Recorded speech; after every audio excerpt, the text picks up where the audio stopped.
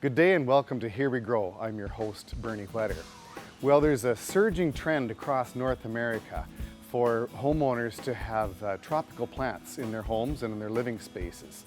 And we've had quite a job in my business to keep up with the demand.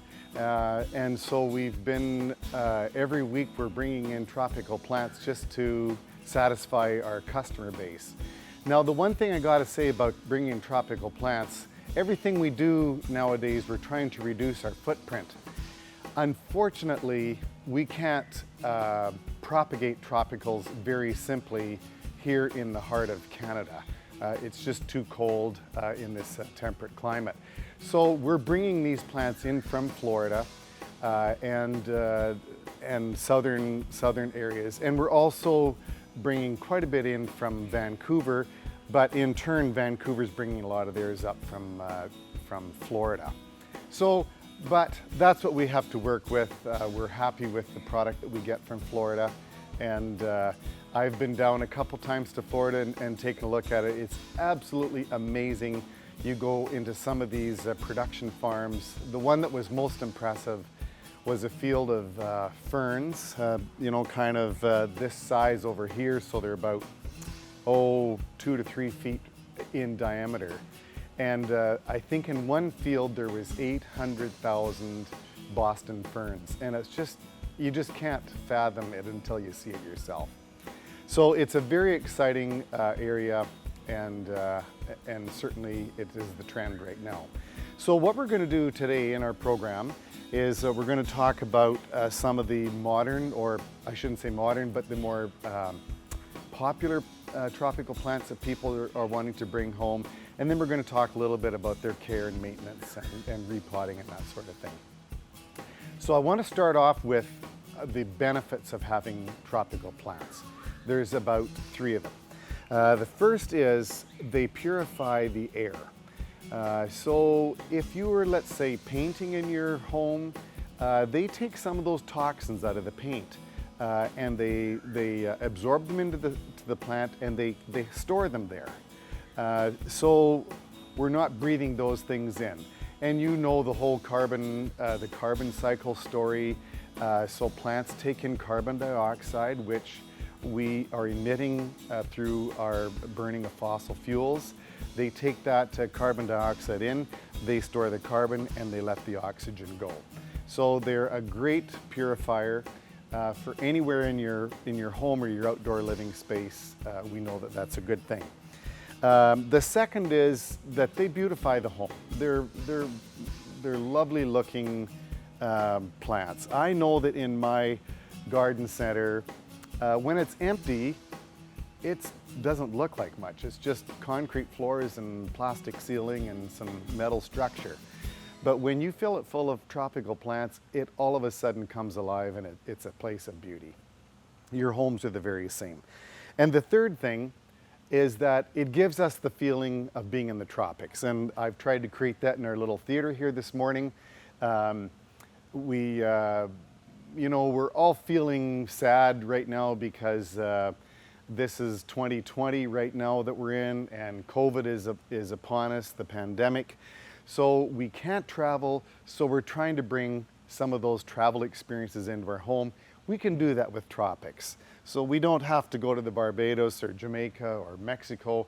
We can have a little bit of it right here in our own homes. So those are 3 good reasons to have some tropical plants in your house. So let's start with some of the popular plants. Now, I want to go right over here to the citrus. Now, citrus is just new. We haven't done it before very, very frequently, but it is extremely popular right now. And the big thing is because people can grow, this is a nice lemon tree right here.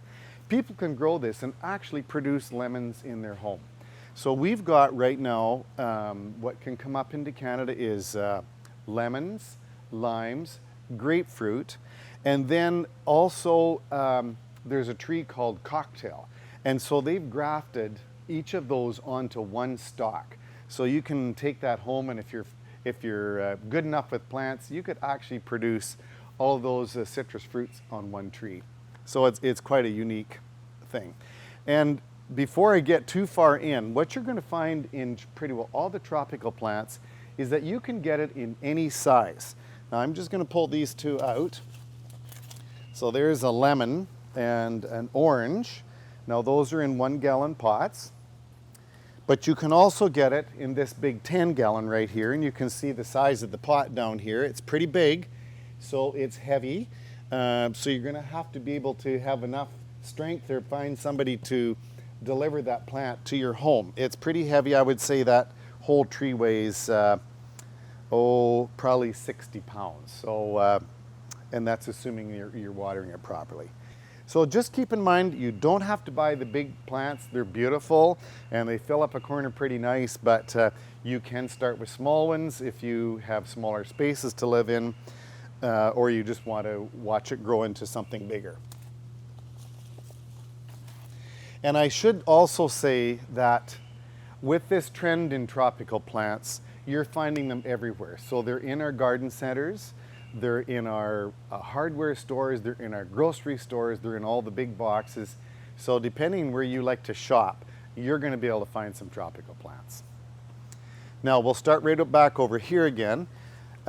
This plant has lost a little bit of popularity. It's called a Norfolk Island pine. A nice tree, and it can get huge. Lots of times we have customers approaching us in the garden center saying, you know what, I've got a Norfolk Island pine, it's outgrown my home, and would you mind taking it off our hands? But they're quite nice. So we do find that we sell a little bit more of these at Christmas time. People can take it home and you can hang balls and tinsel and lights on this if you want, and it becomes quite Christmassy. So if you're limited in space and you don't necessarily want to have a Christmas tree, this would work. And it's going to live for you year round. So that's a Norfolk Island pine. Now we're going to move into the ferns. This is one of my favorite. This is a Boston fern, and they're really a very lush and attractive plant.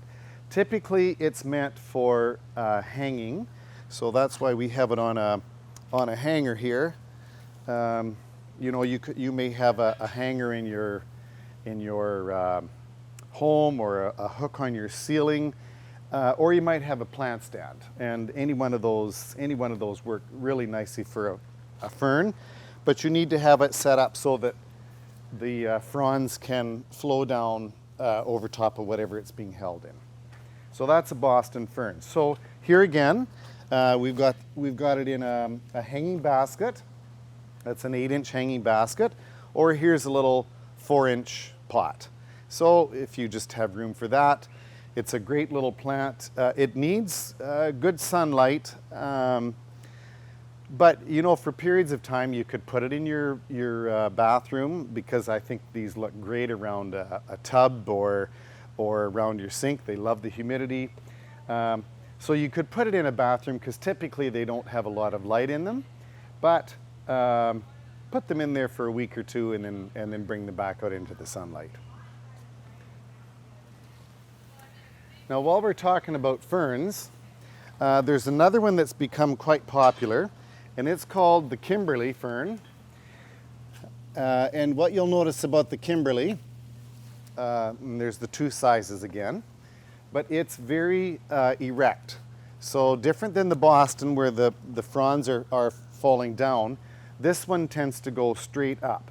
Now we've been using this one in outdoor planters because it just fits in a planter a little better. As the fronds get bigger, they will fall a little bit, but these are nice and erect. So if you are looking to do a planter with various plants in it, either for indoor or outdoor, this is a great choice, and it's very lush looking.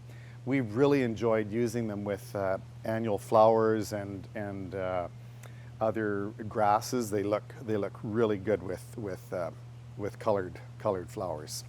So that's the Kimberley Fern.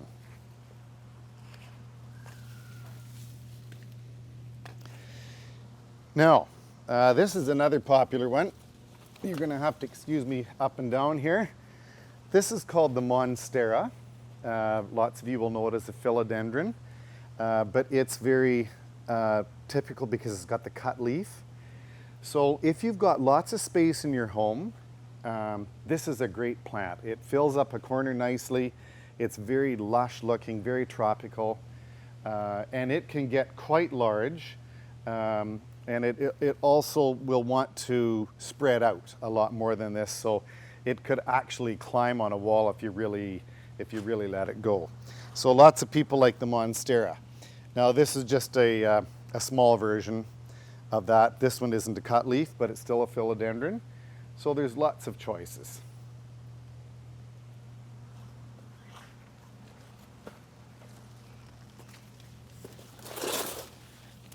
Now this big one in the corner, I'm not going to move it.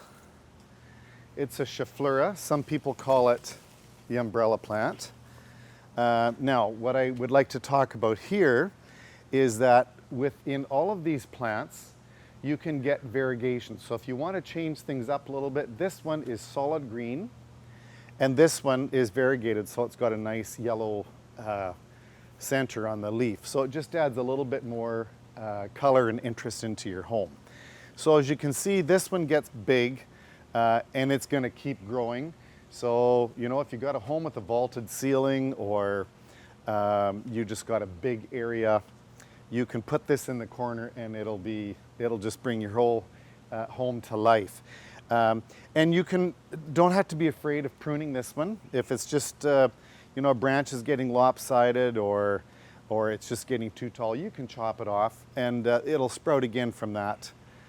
It'll send shoots out from, I don't have a corner here to show you, but it will send shoots out from where it was cut off and it'll fill in quite nicely. So there again, we've got the two sizes and we've got variegation. Now another area that's quite popular is the palm.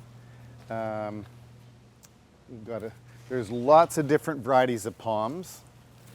So depending on the look that you want, this one, the fronds are a little wider. This one, they're narrower. There's ones that are a fan shape. This is almost a fan. Here you can see that's one frond there, so it's got a nice fan. This one's called a lady palm. And this one, I believe, is a Yucca. I wanted to mention to you that I'm just using common names today for two reasons. One is that I can't remember the Latin names, and the second is I don't expect you to remember them either. So if I just use the common names, that's fine, and I hope I've got those correct. So palms, again, they're nice. Now this is a great one, a great example of using it outside. And I should have said all of these tropical plants can go outside. They're happy outside for the summer, but as soon as there is a hint of frost, get them inside because they do not like frost. Remember, these plants are happy living in Florida, so that means they don't like frost. But this is a great one for, we've seen it around pools. People have lined their driveways with these things, and they're quite nice because if you have been in the tropics or say in Florida, this thing is a huge tree and you see them waving in the wind. So they're, you know, and the edges are going to get brown. As they rip, they'll brown, but there's always new growth coming out at the top. So lots of interest in palms. We find this one hard to maintain, even in the greenhouse. It's just not one that's meant to live a long time in your home. So buy them, enjoy them, and when they've had their day, they're starting to turn brown. Don't feel bad about letting them go.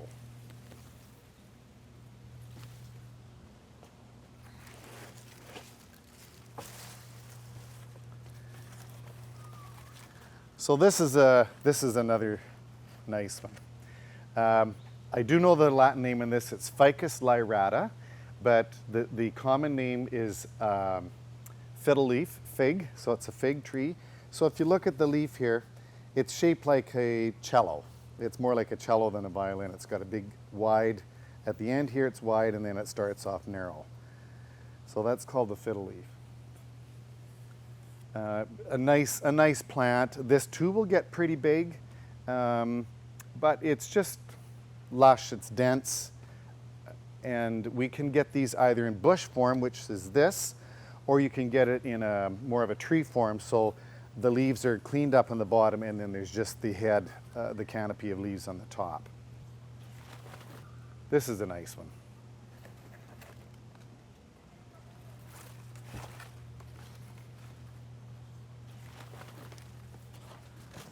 Now this one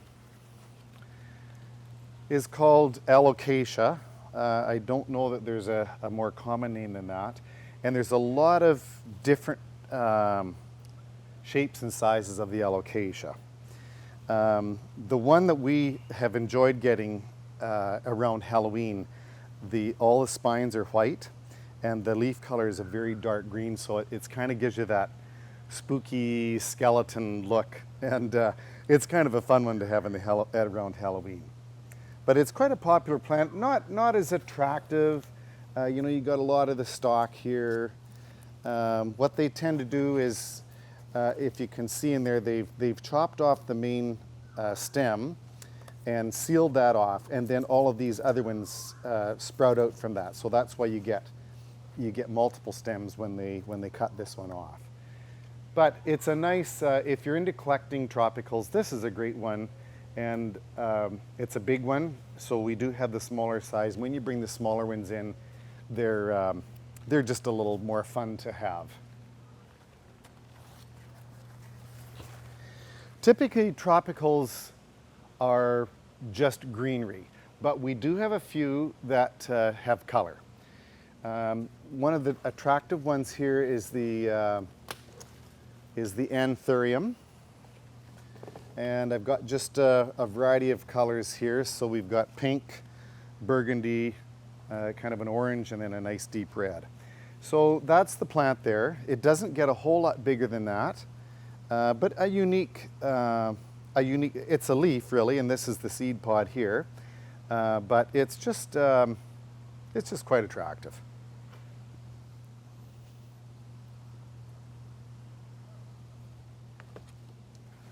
That's the Anthurium.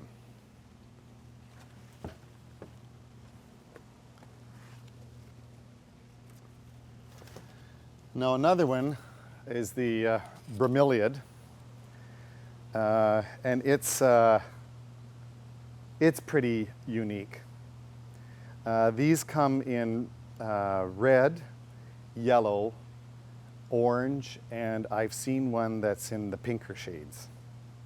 So a neat thing about this, and we're going to talk about watering a little bit later, but you water right down in here in the center of the leaves. You don't water so much in the pot, you water down in the leaves. And so there's a little bit of water in there now. I don't know if you can see that, but if you've got a lot of salt in your water, obviously you can see the white of the salts creeping up the leaf there, but that's where you water that. So it's just kind of a unique one.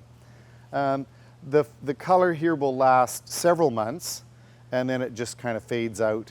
And then after that, it's not really a very attractive plant. You just got this leaf. But again, if you're a collector, it's a fun one to have. And if you don't mind bringing a plant in and enjoying it, as long as it looks good, and then letting it go when it doesn't, this is a great choice. So this is a very common one. And I'm sure you all know what this one is. The Latin name, and it's one that we use mostly, is Sansevieria. I just like the way that word rolls off the tongue. But some people call it snake plant, and others, depending on their family experience, call this mother-in-law's tongue. And I think it's because it's sharp. It's got a pointy edge. So maybe some of you have a mother-in-law like that that's got a sharp tongue. Anyway, I guess that's how it got its name. But here's another great example of different variegation in the leaf. So this one is more of a zebra look to it, and this one's got a nice yellow border on it. And there's many variations of the Sansevieria. Some are tall, some grow out and they grow horizontally. Some grow like a pencil, so they're round. And they even got them, when I was in Florida, they've got them, they don't grow this way, but they dip them in colors, so these pencil shapes have pinks and reds and blues on the end of them, and they're quite unique. So that's the Sansevieria.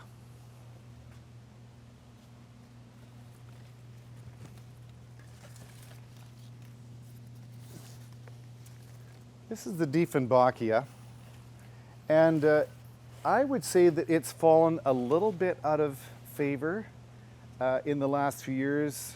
I remember years ago, and I don't really want to say how many, but I would tell you if you asked me. When I was at university, already I had an enjoyment of plants, but I remember having a Diefenbachia in my room on campus, and I maintain that a leaf, any tropical plant, or any plant for that matter, that has a very thin leaf is more difficult to maintain. That's just my own experience. I don't know if literature would tell you that or not, but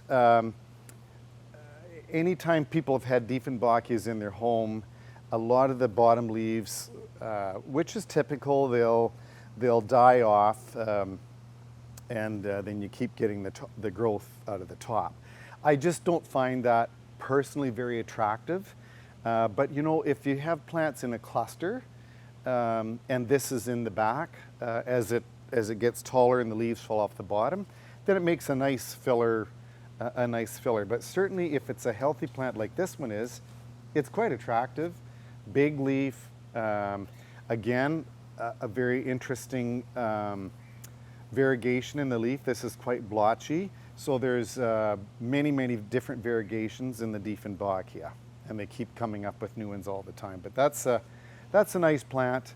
Again, I would say if you're a real novice at having house plants, I wouldn't necessarily start with this one. But again, if you're not afraid to throw it away or compost it when it's not looking so great, it's a fine choice. We're working our way around here. Now this one here, again, not real popular, but actually really attractive. So some people call it the corn plant. It's a member of the Dracaena family.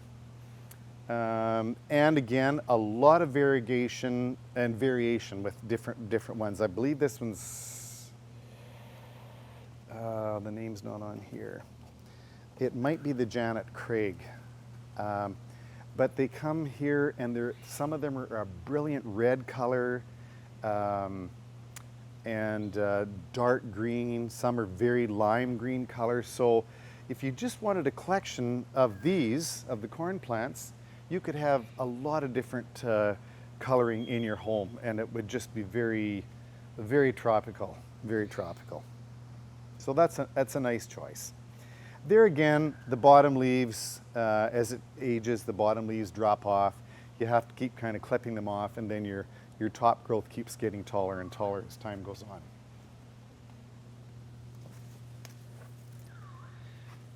This is the little Yucca cane, and maybe when we'll show you, we have a huge one that's about 8 feet tall in the greenhouse here, but they're kind of a fun one. Relatively easy to look after. Again, they cut the stump off, and then you get the new shoots coming out from the sides here. That gives it a nice full appearance, and you can see there's more coming here. So that's kind of a fun one. So that's the Yucca. Now I should have talked about this one while we were talking about our hanging Boston fern, but this is the spider plant, and I'm sorry I didn't have a big specimen of it, but I think you're all familiar with spider. It's a really common plant. It's so easy to grow. It spreads quickly. This one doesn't have any spiders on it, but it sends out babies. So it'll send out a long shoot with a baby on it, and then you can plant that baby, and it plants really easy. Novices can do this one no problem. It typically hangs, and these leaves will come right down, and then the babies will hang, several feet below that once it gets big. But that's a good one to have. Works well in kitchens, works in bathrooms, in pretty well any room where you want to put it. You know, a lot of these plants can get by with low light, but you just have to give them some periods of good light. Particularly the Chafleur, I should have mentioned. This one's used in offices an awful lot because offices typically don't have a lot of natural light. So people that are looking after plants in offices, they'll bring in the Chafleur, or the umbrella plant, and they'll leave it in for several months, and then they'll take it out once it's starting to look a little tired or a little need of sun. They'll take it out and put another one in, take this and put it in the sunshine and rejuvenate it, and then it's ready to go back in. So that's a great one for a low light room. So the last two plants we're going to look at, these are relatively new to us. This one's called the cast iron, and this is a real, it's dense, it's got a lot of color. There's no variegation in this one, or none that I've seen, but it's a great tropical plant filler for a corner and very easy to look after. You can't totally ignore it, but just about. And just a nice one. So that's called the cast iron. We've had a lot of interest in that one. And the other one that's created a lot of interest is the ZZ plant. When I say ZZ, it's just two Z's because it stands for Zamifolia, and then the second word is another Z word. My apologies, I don't have it at my tip of my tongue. But that's the ZZ. And again, we have it in, it's available in this is a 5-gallon, I believe, and we have it just in small plants just starting. So a lot of people are having fun with the ZZ. It's just a great idea to have a tropical plant, whether you're a green thumb or not. I think a green thumb is a fallacy. Anybody can do it. Put the plant, all of these plants love filtered light. So as long as you're not in the baking south or west window, right in the window, and as long as you're not over top of a register or wherever your heat supply is, keep them away from that. Keep them back from the windows so that they're getting a nice filtered light. Water well every week, fertilize every 2 weeks to a month. Watch them. You know, if you do sing to your plants, well, while you're singing, you know, take a look and see if there's bugs on them. Then treat the bugs. There's products available for most of it. And there's lots of people around that can give you help. And if you're an internet fiend, then all of this information is available on the internet. Just Google what your problem is and you'll get pages and pages of information coming up. We're happy to talk to anybody at our stores. All the garden centers are. But there's just a lot of resources around. So there's no reason why you can't have a plant, unless of course you're going away for 6 months or 2 months at a time and you don't want to leave your plants there. Well, you can either lend them out to somebody. Your neighbors will enjoy them, or get somebody to come in and watch them. But there's not really many reasons why you shouldn't have a tropical plant. So enjoy them, folks. There's a lot of beauty here. There's a lot of color. There's a lot of variation. There's interest. They become centers of conversation. And you know, you can only talk about the weather and COVID-19 so long. Why not talk about a tropical plant? So until then, folks, happy gardening. We'll see you again. Bye-bye.